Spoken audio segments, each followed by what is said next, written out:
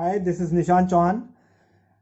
हम जो स्टार्ट करने वाले हैं 12th फिजिक्स स्टार्ट करेंगे। हम इसमें हम आपका एकेडमिक और कंपटीशन दोनों तरीके के डिस्कशन करते चलेंगे। जो कंपटीशन पर्पस से इंपॉर्टेंट है उसे भी देखेंगे और जो एकेडमिक पर्पस से है वो भी। शॉर्ट ट्रिक्स भी हम यहीं पर इसमें साथ साथ देखते चलेंगे।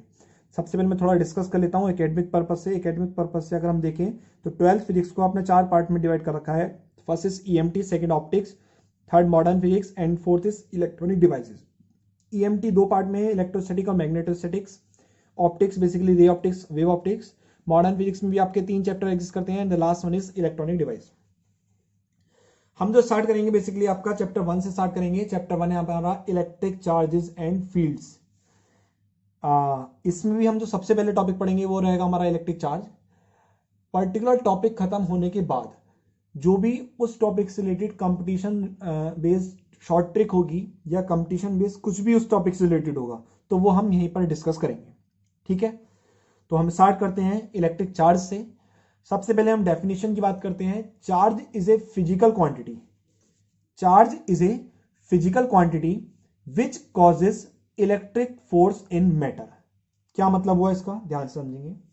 अगर मैं कहूं कोई भी मैटर है, 2 सॉलिड बॉडीज हैं, उन दोनों सॉलिड के बीच में मैंने कहा कि इलेक्ट्रिक फोर्स लग रहा है, तो वो इलेक्ट्रिक फोर्स लगने का मेन रीजन क्या होगा कि वो दोनों सॉलिड बॉडी क्या है, चार्ज है।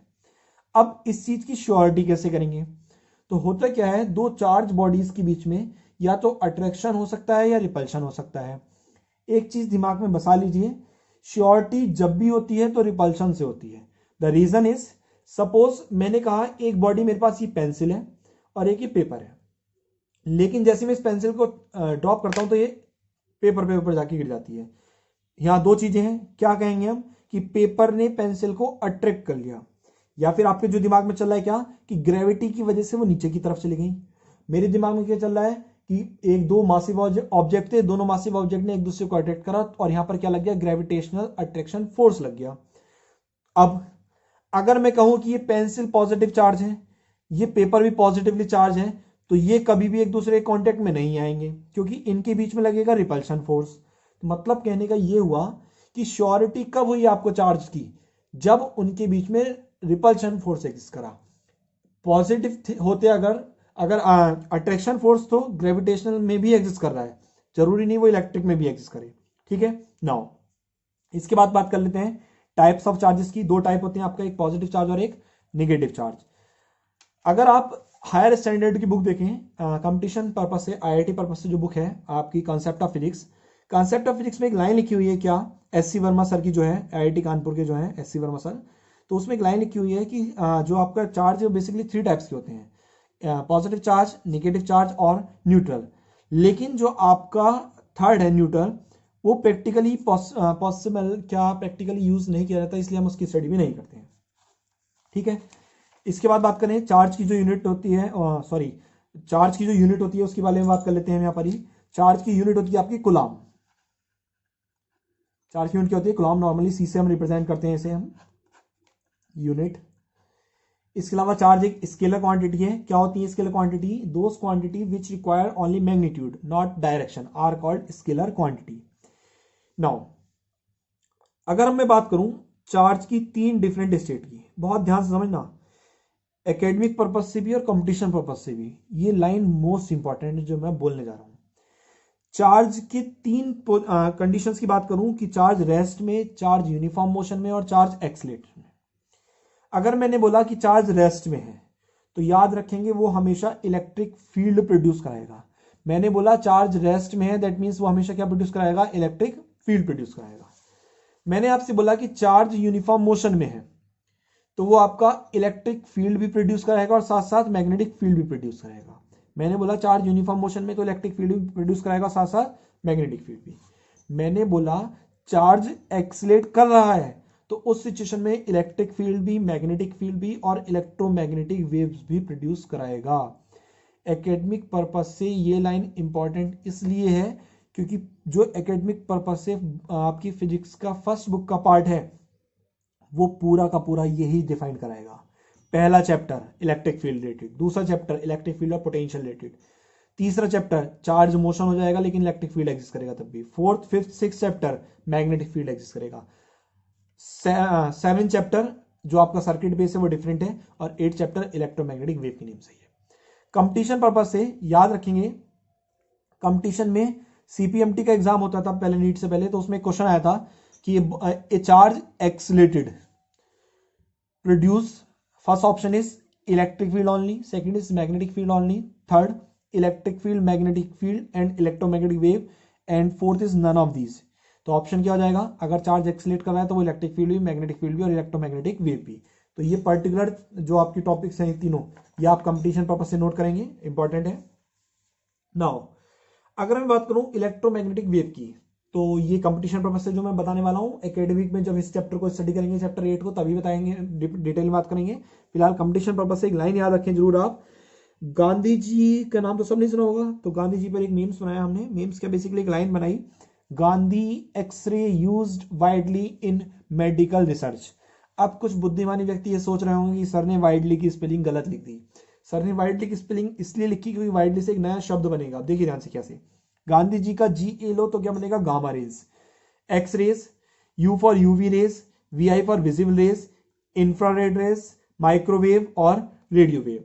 ये क्या एक शॉर्ट ट्रिक है याद रखने की। अब कंपटीशन पर्पज से क्या लाइन इंपॉर्टेंट है, क्या मतलब है इसका, तो सोचो, एक्सरे अगर डायरेक्ट आपकी बॉडी पे पड़ जाए तो शायद बॉडी बचे भी ना आपकी, और अगर विजिबल लाइट पड़ जाए तो कोई इफेक्ट ना हो क्योंकि हम देखते हैं उस लाइट में है। तो इसका मतलब क्या हो गया कि एक्सरे की इंटेंसिटी ज्यादा है, विजिबल की इंटेंसिटी क्या है, कम है। इसका मतलब जब हम गांधी जी से और रिसर्च की तरफ चलते हैं तो इंटेंसिटी क्या होती है, कम होती है। इसके ऊपर जाएंगे, वापस आएंगे तो इंटेंसिटी क्या होगी, बढ़ेगी। तो ये कंपटीशन पर्पज से इंपॉर्टेंट है क्योंकि इंटेंसिटी से हम डिफरेंट डिफरेंट टर्म्स रिलेट कर सकते हैं, एनर्जी रिलेट कर सकते हैं, वेवलेंथ रिलेट कर सकते हैं, तो वो बाकी बात है, ठीक है। Now the next thing is properties of charge. ध्यान से देखेंगे, नॉर्मली एकेडमिक पर्पज से 3 ही प्रॉपर्टीज मेन होती हैं, और बुक्स में भी नॉर्मली 3 दे रखी होती हैं, लेकिन जो प्रॉपर्टीज होती है चार्ज की, वो 4 प्रॉपर्टीज होती हैं। पहली प्रॉपर्टी की बात करते हैं, additive in nature. The first property is additive in nature.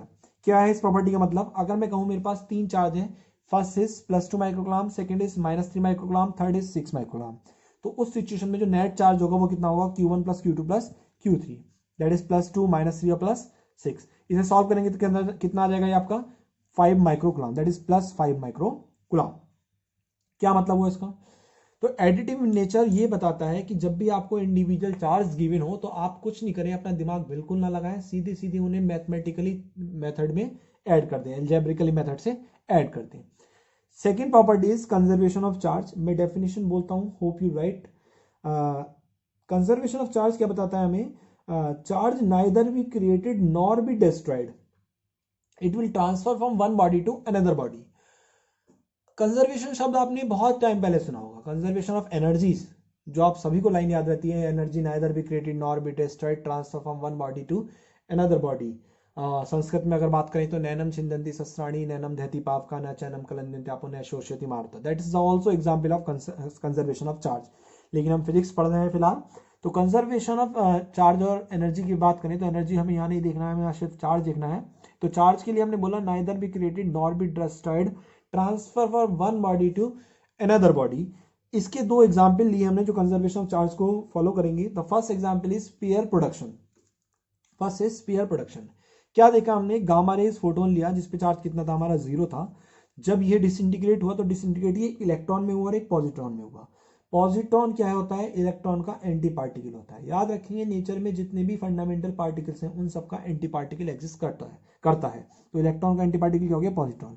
मैंने बोला गामा रेस या गामा एनर्जेटिक फोटोन, जिसपे चार्ज कितना होगा, 0 होगा।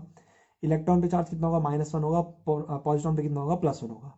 तो -1 +1 जोड़ के नेट चार्ज कितना हो गया, 0 हो गया। दैट मीन्स जितना चार्ज इनिशियल था उतना चार्ज कहाँ गया आपका, फाइनल आ गया।